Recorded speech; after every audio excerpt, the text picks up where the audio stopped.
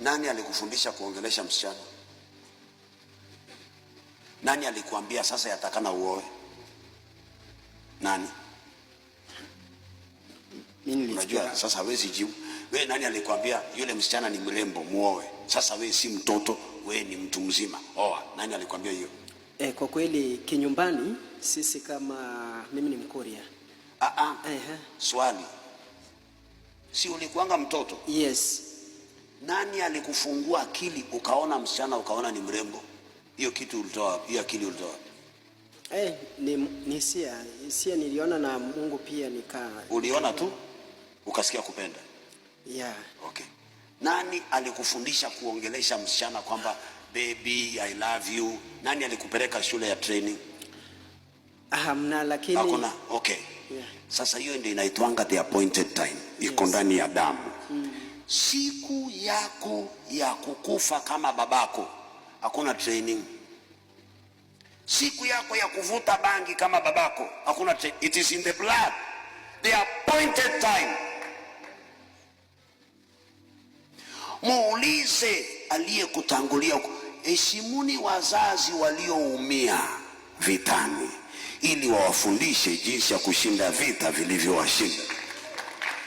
Wanajua hizo silaha, wanajua hao maadui mahali wanakaa, majina yao.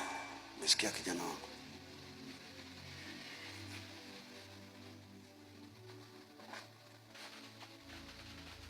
Kitu chenye naomba kuongea mimi ni after kuingia pale kwa kanisa, kwa sababu nilikuwa convinced na bibi yangu niende pale kwa kanisa. Ulikuwa convinced na nani? Na bibi yangu. Okay. Niende pale kwa kanisa kwa sababu yeye alikuwa anaenda.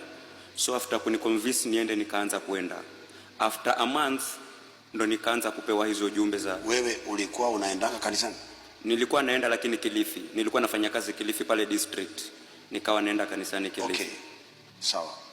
Hizo jumbe ambazo unapewa kanisani kwako, ile ya kwanza ni gani? Ya kwanza usihitaji, ilikuwa kwingine. Ilikuwa kwingine. Huko kwingine haukupewa jumbe? Sikupewa jumbe. Kama hii ni mbaya, rudi kule. Sasa kitu chengine ni hichi. Kama hii ni mbaya, rudi wapi? Kule. Unajua niwafundishe kitu.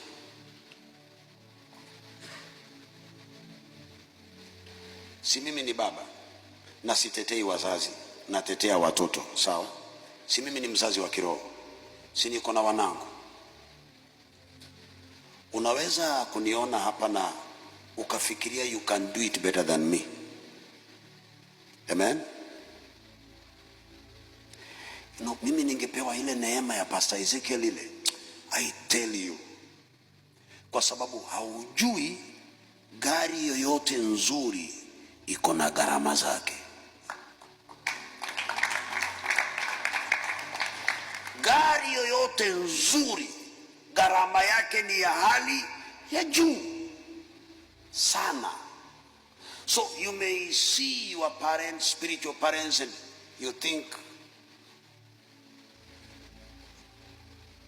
alafu nikupe kanisa nikwambie lea, nikitaka hiyo kanisa ishe, wewe ambao unaota ndoto za kweli, nitakupa hiyo kanisa ulee mwezi mmoja tu, nikitaka iishe. Nikirudi hiyo kanisa haina watu. Si ni kweli? Okay. So it is very important uelewe, utaota ndoto. Naamini nimesema kitu kimesaidia mtu, nimeachana hiyo topic.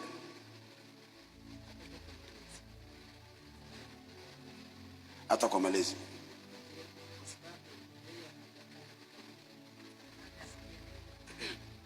Kwa sababu kila huduma lazima ikae chini ya mlezi ama mchungaji. Yes. Niwaambie kitu. Juzi niliambia wachungaji wangu kitu. Nilikuwa Meru. Si uliniona Meru? So Monday, siku ya Sunday kwa mkia Monday, nilichoka, nikaamuka kuchelewa kuomba. nikiamuka Mungu ananiambia babangu wa kiroho alikuwa ananiombea nikiwa nalala. So nikiamuka napata ameniandikia message ya maombi, akaniambia safely you are going to reach Mavueni safe, the entire team. Asubuhi kuna maandamano, Meru imechafuka kuliko popote. Mimi nimeketi hapo kwa uwanja wa stadium, kumbe huo uwanja wa stadium iko na police station. Nimeketi police station na mimi sijui. Risasi zinapigwa hapo barabarani hapo nje, mimi niko hapa tu na pastors wangu tumekaa. So nikasema mimi nataka kutoka saa 6. Timu yangu ambao wana deal na security wakaniambia hatukuruhusu utoke, hakuna barabara ya kutoka Meru. Nikamwambia mimi saa 8 natoka, sababu ile kitu ilikuwa inanifanya nakasirika, sababu Mungu hakuniambia kwamba sitatoka Meru. Kuna shida, sababu unajua ukipata information kwa intelligence yako una trust kuliko hii ambayo unaambiwa. So yule ambaye anasimamia safari yangu nikamwambia mimi saa 11 natoka. Yeye akaambia security, msikubali pastor atoke hapo, fungeni hiyo gate. Na aniambii sasa, akinipigia simu mimi sichukui, ataniambia mimi sitoki na mimi nataka kutoka, na yeye ameambia hawa natoka na wao, pasa asifanye nini? Asitoke. So kumbuka yule babangu wa kiroho kuna pastor alitaka nimuombe, nilimwambia leo ameniandikia messages za madharau, nimekataa kumwombea. Nilimwambia nenda kwa babangu aliyenipa mafuta akupe mafuta. Si nimempa neema kubwa sana. Sasa mimi nimeamuka Monday saa 10 ninaambiwa na county commander, Pastor Ezekiel hawezi toka hapo. Siku nzuri. Saa 11 mimi nataka kutoka. Wakaorganize, maaskari wengine wakaja na gari kunievacuate.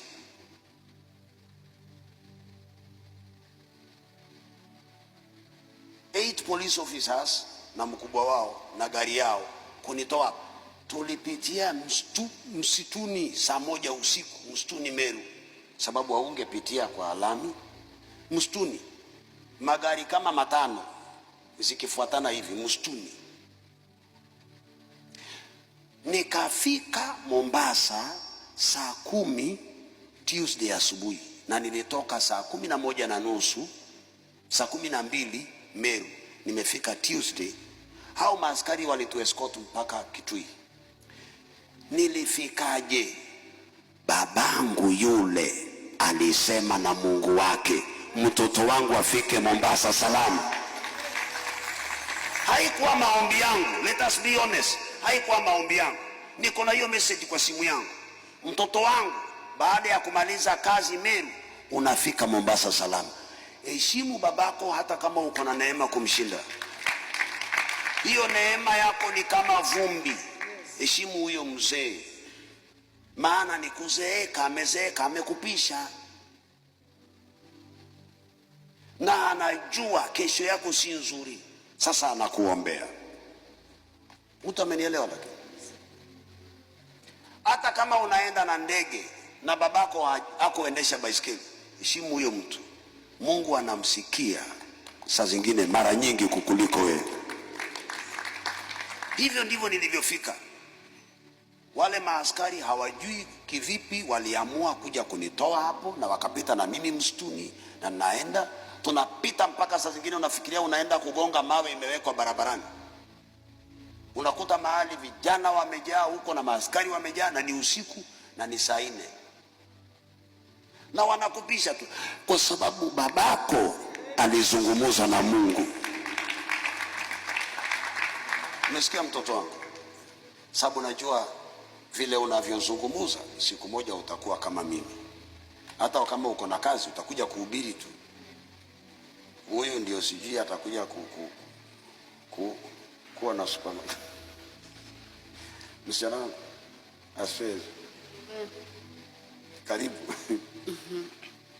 So unaona hawa wazazi wenu wa kiroho, ukimheshimu neema inafanya kazi. Sawa. Kitu chenye kilinivunja moyo mimi labda mpaka nikaachana na kwenda kanisa. After kupredict huu ujumbe wa couples hawana mtoto wakapata mtoto. Nilipokuwa kuna ujumbe mwingine wenye nilipeleka ni kama yule mamangu wa kiroho tuseme. Alikuwa ni kama nani aliwaambia watapata watoto wakapata watoto? Mimi ndo nilionyeshwa kwamba watapata watoto. Walikuwa hawana mtoto kwa miaka 5 ndani ya ndoa. Sasa shida ni nini? Sasa after, kwa sababu nilienda pale kanisa. Ukumbuke sio wewe uliwapa watoto, ni Mungu. Mimi nilikuwa kama chombo. Wewe ulionyeshwa, wewe haukuomba. Nikionyeshwa utakufa, sija kuombea ukufe. Amen. Sijui kama umenielewa. Naweza nikaonyeshwa, okay, naweza nikakwambia wewe uko hivi, wewe uko hivi, wewe uko hivi, wewe uko hivi, si ndio? Sio mimi niliambiwa bwanake huyu na huyu hawana ndoa, si ndio? Lakini sio mimi niliwafanya wakose ndoa. So when God shows you something, do not think you are great plus myself. It is the vision of God. But wakati ambapo uko na mamlaka ya kusema hii mauti ambayo imekupiga iondoke na iondoke, sasa sema Mungu alinitumia kusema.